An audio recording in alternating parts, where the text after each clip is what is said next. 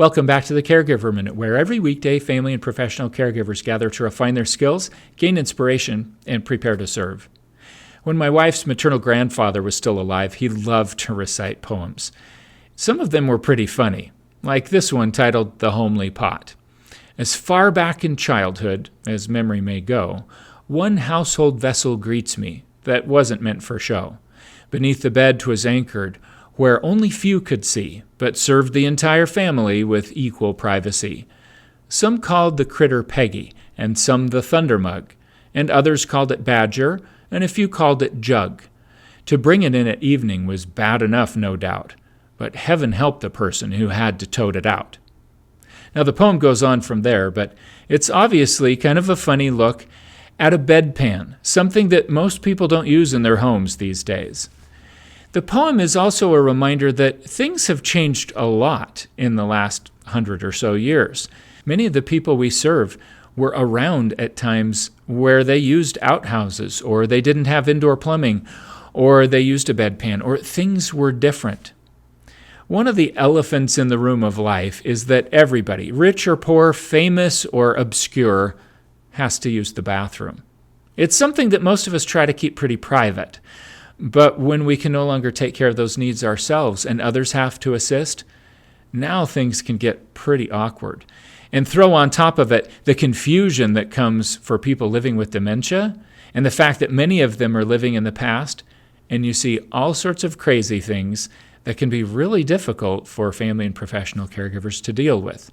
I took care of one lady, for example, who would go into the bathroom and she would sit on the toilet. And when she would poop into the toilet, she would pull out some toilet paper, wipe herself, wad it up, and throw it in the garbage can.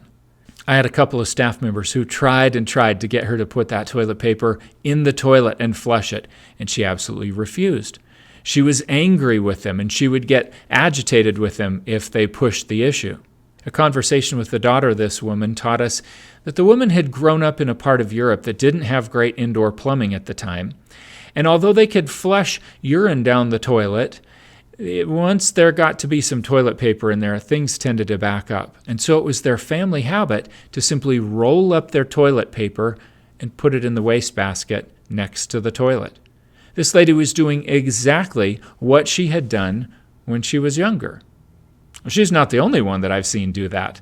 I've had men urinate in all sorts of interesting places, sometimes in potted plants, real or fake.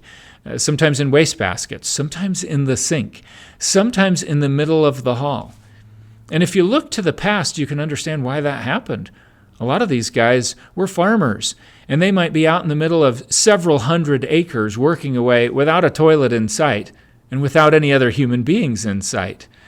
I think most of us would probably just do our business right there, right on the ground, and they would keep on working throughout the day, instead of having to travel all the way into the farmhouse. If someone is urinating in those odd places, it's a lot harder to change the habit than it is to find ways to accommodate it. If they tend to look for a tree or a bush to urinate in, we might want to use something called a potty plant.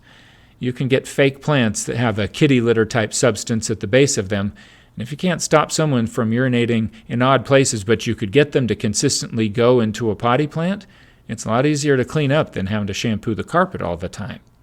It's something to consider. Now, there are a lot of right ways to deal with issues like this. Looking to the past and understanding how people are bringing the past into the present moment can give us a lot of insight. I think it's also important, though, to understand that subtleties in how we talk to people about using the bathroom, or the ways that we interpersonally approach the situation, can make a big difference. They're a make-or-break kind of situation. I've seen way too many caregivers walk up to someone that's kind of holding their pants and dancing around, just like a little kid that needs to use the bathroom, and they walk up and say, "Do you need to use the bathroom?" Well, if they could understand what was actually going on, they might go looking for a bathroom. And a lot of people will resist and say, "No," and act as if they're totally affronted that someone would bring up that possibility.